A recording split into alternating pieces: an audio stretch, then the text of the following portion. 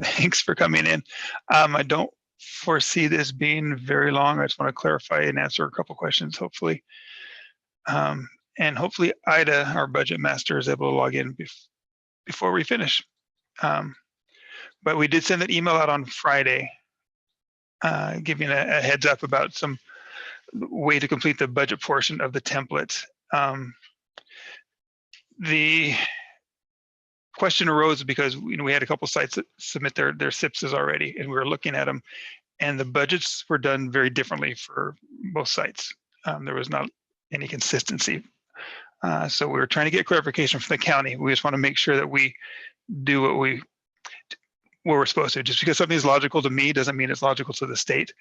So we want to make sure that we are doing what the state is requiring us. Some sites did not put any information for the data or for budgets in their goals. Instead, they included a little blurb about the 2019-20 or 2021 school allocation is listed in the SPSA. Please see page 2 and page 6 located in the appendix section. And this has been approved by our school site council. In my mind, that's great. That makes total sense because that's where it breaks down how you're spending your money. And some sites actually went into the goals and input how those amounts from page 2 and page 6 into their individual goals. So we're just waiting to hear back from the county, and we still have not heard back. We're hoping to have heard back by now, if just including the page 2 and page 6 is sufficient. But we wanted to make sure you had a chance to. We wanted to be able to show you how to do them in the template, just in case it comes to that.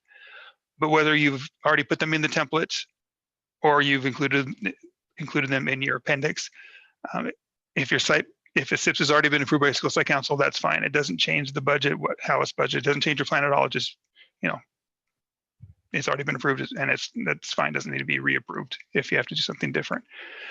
And in the email we sent out on Friday, it talks about here, let me share my screen so I can kind of maybe show you a little.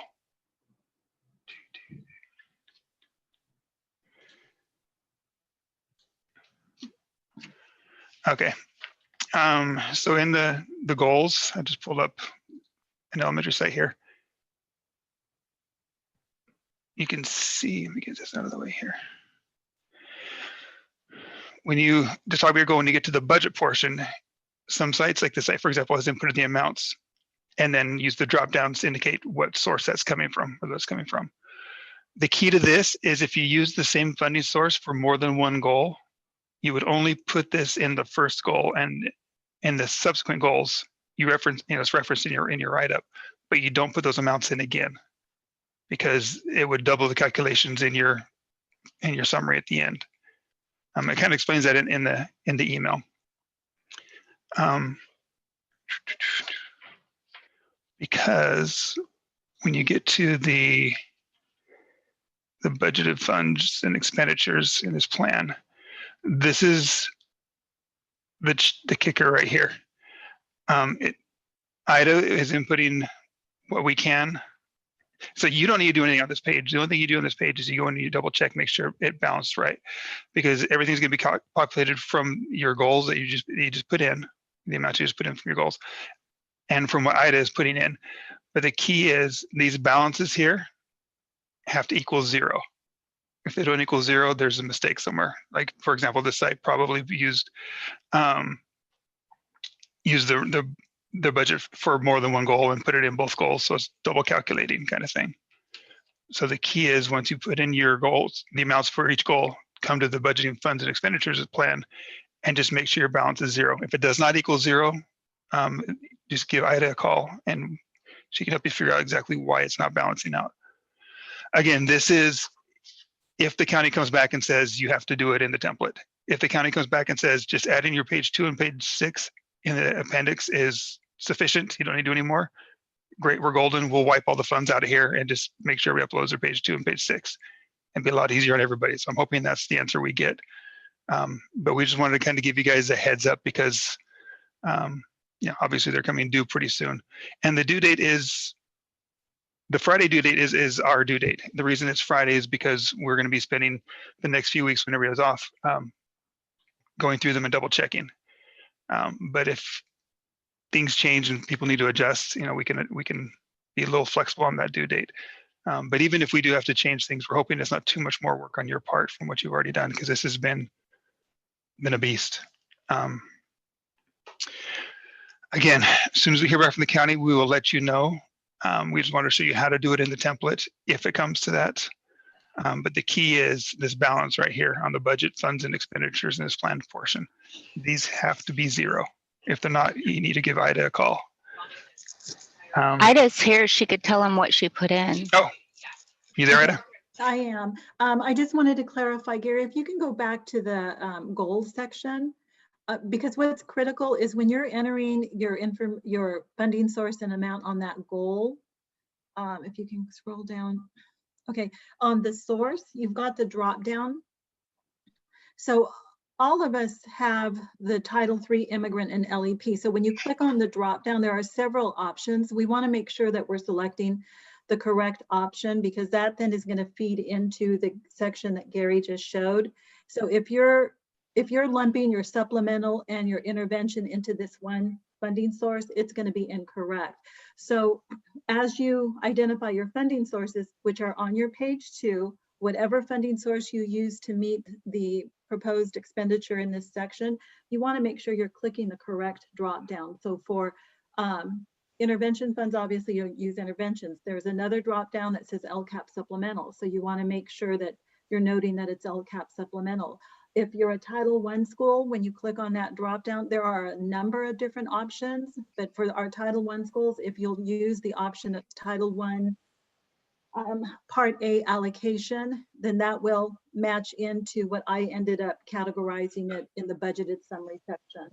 And I think we only have 2 sites that have CSI funds. Again, you'll find that in the drop down, and it's noted as comprehensive support and improvement. CSI, you want to select that. If you've got ACES money that you're using, then you want to select that, because everything that I put into that budgeted summary section is what's coming off of your page 2. And that's what they're looking to match up to what you've entered into this section and netting out to 0. Any questions on that? And that, I guess, is if, like Gary said, if the county comes back and says it has to be done that way, then that will become more critical. Yeah, sorry about the really late notice. This is something, you guys are busy enough. You don't need to add any more to your plate right now. So we're hoping the county comes back and gives us the logical answer. That would make it simple. But just because, like I said, just because this makes sense in my mind doesn't mean it makes sense in the state board's mind, what we need to do. But as soon as we hear back, we will let you know. And it's got to be by today, I'm sure. Are there any questions? I just have a silly technology question, and maybe I don't care, but there's some fields that I moved some stuff around, and so now I have a blank field. And I'd like to get rid of it because it would be prettier without it. Do I need to, or is there a way to do that? There's no way to like delete one of those that I don't need anymore. On this page here, the only way you can remove anything from your plan is if you uncheck the box. Like if you only have, for example, if you have 2 goals, you could uncheck the goal 3 here and it wouldn't show up. Okay, do I care? I just leave it. Yeah, that's the only other way. That's the only way that DTS will let you remove something from the plan.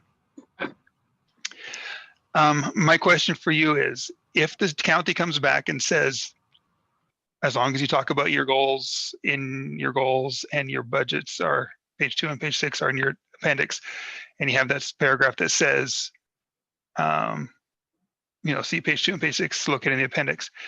If that works and the county says that's fine, would anybody be offended if we went into your budget section and just wiped it out for you? Okay, I want to make sure. But before we do that, before I send an email out, and just give you guys one more chance if you want. But consistency is key, and again, making sure what we do is required is key. It's a lot of work, and it'd be sad to do all this work and have it still be out of compliance. So that's what we just want to make sure we're doing. Ida, there's a question in the chat asking if you've already put in the budget summary page. Yes, I've done it for all sites. It's done. Okay, so this is Robert over at Clark. Mhm. So for ours, it says the consolidated application, And that number that's in there doesn't ring a bell to the other numbers that we have in terms of our page 2. Okay, so your CONAP funds, and that's what I've noticed, but because I didn't know whether you guys were done, and the only sections that I'm really doing are the budget summary and that budgeted funds, I did find that the numbers I thought were off that were coming in, but on your CONAP funding, that is only anything that's a title funded. So it's either Title I or Title III. CONAP funding is not all of your funding. All of your funding is the grand total on that page 2, but the only CONAP fundings, like I said, are the ones that are either Title I or the Title III immigrant or Title III LEP. And I think some sites, it looks like they had put the grand total, which would not be accurate. So we don't need to fill in the LCAP money anywhere on page 2 here. On the budget summary, Yeah. everything is auto-populating in from what you have entered in your goals section. Got it. Okay. Other than that first section where it says CONAP, I'm hard coding that in there, but just as an FYI, I did see that some people had already coded it in there, but they were coding in the grand total of their allocation. But no, at this point, I've coded that in there. So if anybody goes in to make a change, please don't do so, because the only thing that could be in there are the title related funding in that section. On the budgeted funds and expenditures, I hard coded that information. Everything pretty much on the budgeted funds, that's auto populating in from what you have put in your goals. So all I hard coded was the very first section which says funds, I think appropriated to your school site. And that is really, it's coming off of your page 2. So I entered each one of those items from your page 2.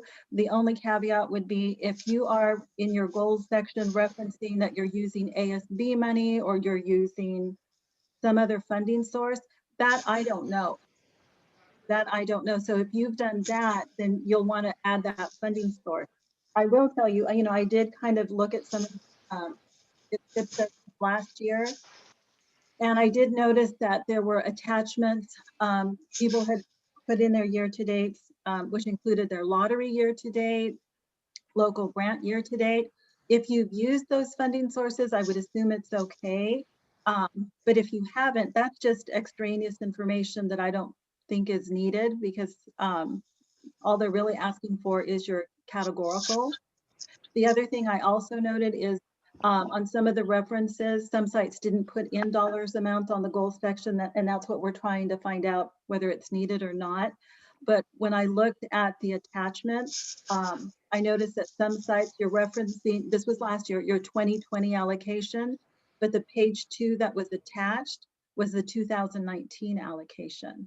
So if we come to find out that all we need to attach is the page 2 and the page 6, on the page 2, the one you're wanting to attach that meets the goal is the one that's page 2 for 2021. So those were just some of the things I found when I was kind of going back and forth to see how things were done last year. Thank you. Does that clear it up? Okay. Thank you, Ida. Mm-hmm. All right, any other questions right now? The moment we hear back, we will let everybody know. And hopefully it's good news. But even if we do have to come into the template and input monies and you haven't done that yet, hopefully it's not too long of a process, because it really is just filling in the blanks and those sections under the drop downs for your goals. Everything else will be auto-populated or Ida gets to do for us. So thank you, Ida. All right. Feel free to call, email anytime questions come up. I mean, our goal is to be helpful and serve you guys, not make more work for you. So anything we can do to help you out, let us know. All right. Thanks. Thanks, everyone. Have a great week. Thanks. Bye.